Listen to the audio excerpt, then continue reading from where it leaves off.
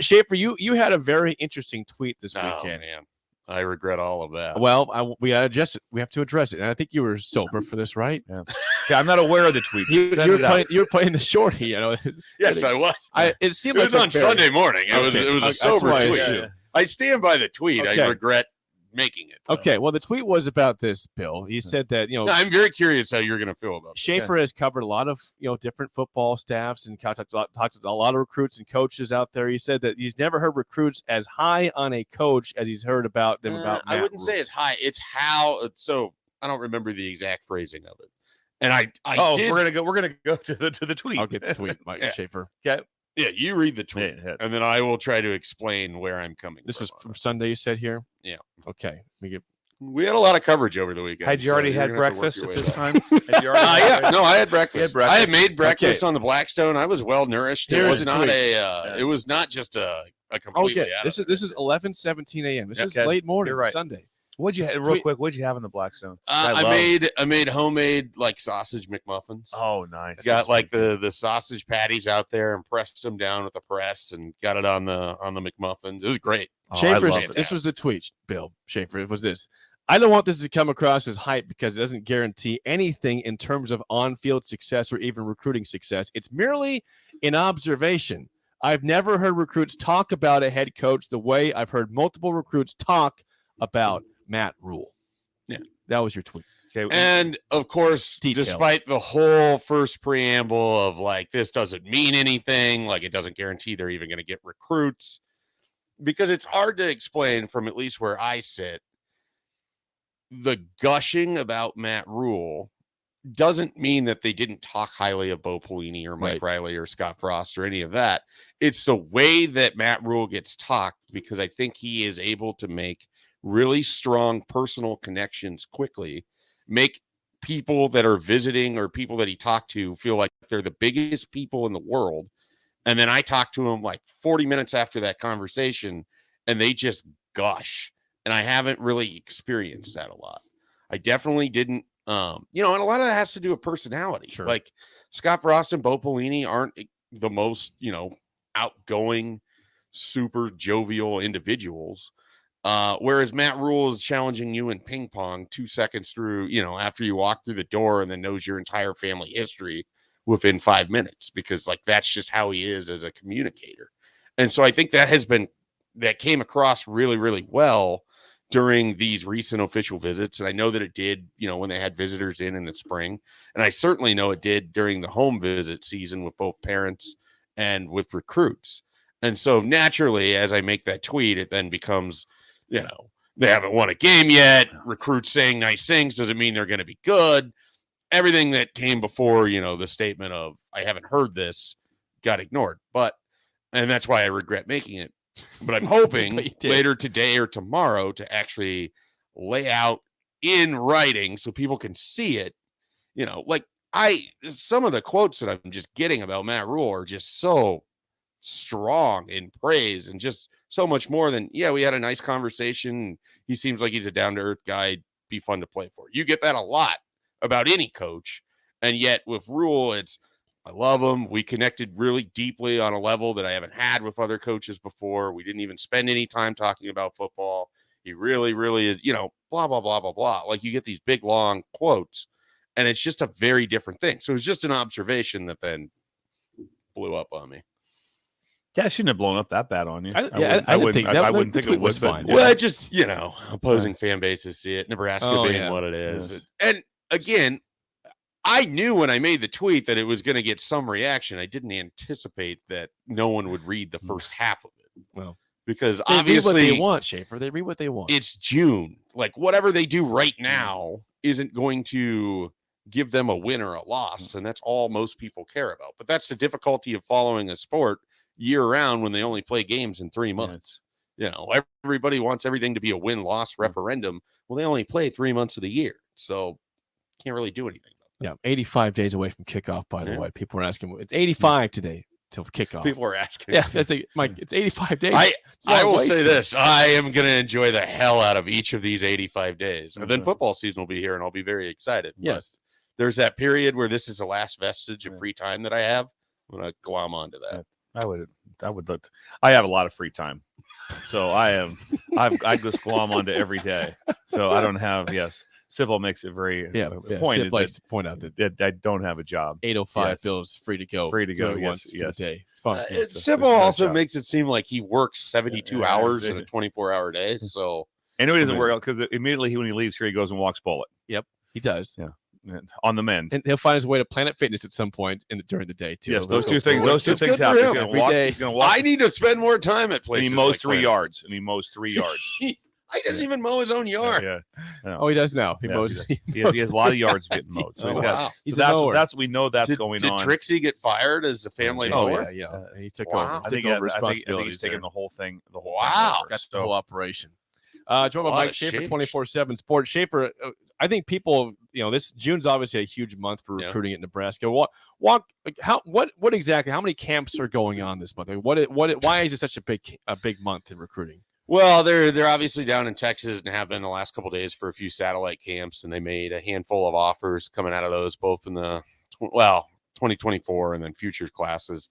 And that stuff always kind of allows, a place like Nebraska to extend its reach a little bit and show face in areas where you might have kids that you're going to see that you would never have come across otherwise or aren't coming up to Lincoln to camp. And so this is your opportunity to see them. So that was kind of important for these last couple of days. There'll be various satellite camps where they'll have a coach or two, I'm sure, at in different areas of the country going forward.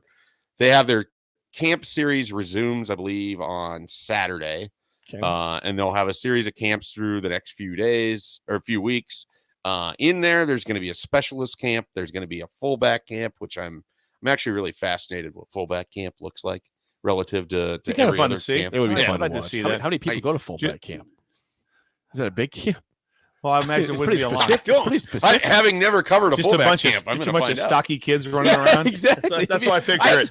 I sort of imagine fullback camp is just wrestling camp ended, and all of them are leaving there. And they're just coming over to fullback. Bunch of stocky kids coming over to play some fullback. Right. Which I think the one thing from football standpoint, make sure everyone understands for breakers, the on-campus camps mean the most. Yeah.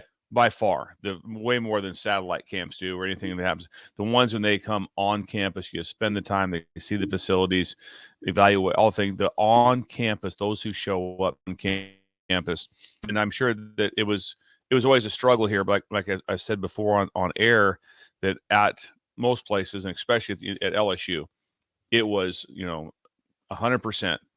You had to come to camp. Yeah, you weren't taking a commit if you unless didn't you come to camp. You were not. You could commit. You could be a commit, but they weren't going to take you in the class if you didn't unless come to they camp. saw you. Yeah, you got to come to camp, and it wouldn't be. You have to come for like 2 days. It's basically one session, and then during those 2 hours, Coach Ogeron would wear you out. He would find out if you're coachable, find out what you did, all the things with it, and it was on. And when you went over for registration as a position coach, it was tense because you had guys that had to get there. You'd already had the meeting that morning on who was going to be there, and then you're nervous that they're going to show up because there's always that old, oh yeah, my ride messed up. So Coach O was going to kill you if he didn't show up. Or that was just the expectations. So you knew it wasn't you were never palms up like, really? You're mad about that? Like, no, get him here. That was the way. If you didn't get him there, they weren't coming to you. You weren't getting them as a recruit. Right. And it was going to be a full on like that, how we're getting worked. And it was like we did these special drills and we did elite 7-on-7. And we were watching them. You saw what was going. And as a position coach, you coached. It was unreal, the tempo in which you coached. I've seen some places where it's like, the position coach runs it, kind of does this, jumps from drill to drill. You ran everything at LSU, and I'm sure they're doing the same thing here at Nebraska. I'm not saying they're not. I'm sure they are. But it was some place you go to, some of the position coaches, the full-time guys, they're kind of overseeing their group. At LSU wouldn't do that. I'm sure Coach Rhule's doing the same thing here. But the on-campus part of it and getting them on campus, that means more than anything else. And then if they don't get there, that's like figure it out. Plus, guess what? It's different now. There's money available to get kids. I can't come. Yeah, you can. And they come for one session. That's it. Yeah. You come in like that. You're gonna do your thing in the morning, and you're done. There's not the afternoon session. You don't go to it. I would have to imagine for you the devaluation of camps throughout the recruiting process around the country has to be one of the more obnoxious things that's occurred over the years, because at places like Nebraska, you're not going to get even 25% of your class having camped at you before, because they're just, most places they're getting offers before they even have seen them in person. And I know at LSU and, you know, where the talent pool is, it's easier to do that. For Nebraska, it's hard to get these kids to come up to camp. It really is.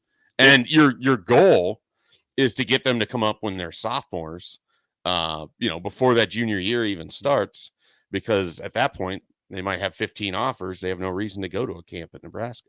Like it is one of the most difficult things for Nebraska is just to get people to come camp and work out for them, which seems so backwards, because if you're a recruit, I would think one of the things you would want to know most, if I'm going to this school, how is that guy coaching? What is his tendency like? What does it look like if I'm doing a drill and it's not going well? Am I hearing from him right away? Is he going to leave me hanging there until the very end and then he's going to walk? That's a good point.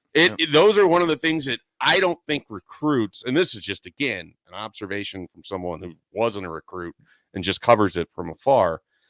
I don't think recruits think about how it's going to look and feel like for me.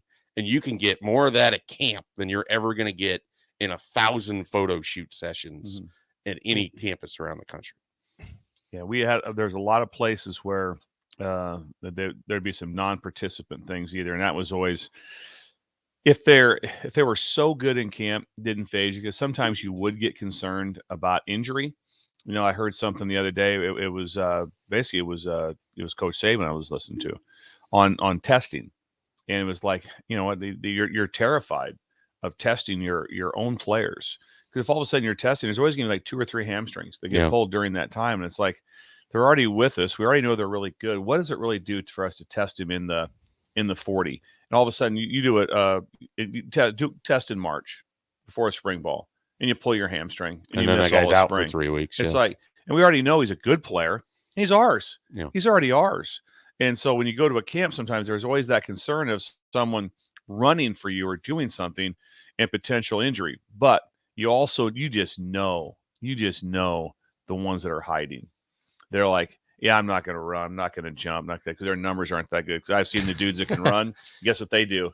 They run. They're like, watch this. They're like, watch this. Well, you see personality subsets break out. You get the really competitive people that don't really need to do it. But all they ever want to do is be first in everything. Just compete. Those generally are who's one rising thing I to your can board. say is that you can learn so much about skill person with lack of injury part off of vertical jump, because it's impossible to vertical jump 39 inches and be slow.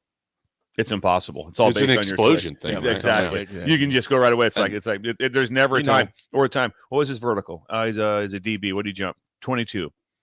Okay, so that's epic low. But he's 4.4.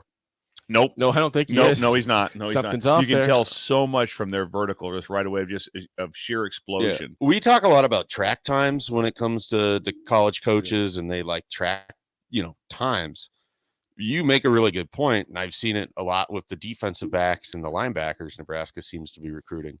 They really like guys that are in triple jump, guys that are in high jump, similar to what you're talking about, because that's explosion. Yeah.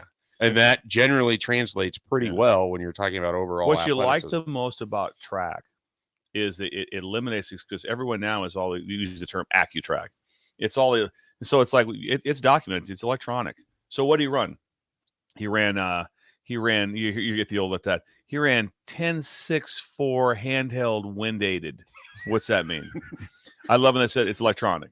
And then that's that. So when all of a sudden someone comes in and says, I got a safety for a DB, whatever, and he ran electronic 10.79. I'm like, that's fast. Once you go like 10.8 or under in football fast, that's fast. There's guys that can run faster. I've had 10 flats at LSU like that they could run, but that's where it's different is in that area. But you can tell some certain things from them. But the competitive guys like to do it. Yeah, they like to be able to go out and run and test and watch this and impress you. So I'm always afraid of guys. But on track, what they love the most is he high jumped. What did he high jump? And it's documented. Stats, the numbers. Everybody else wants to throw. I love people like that. He's 10.9.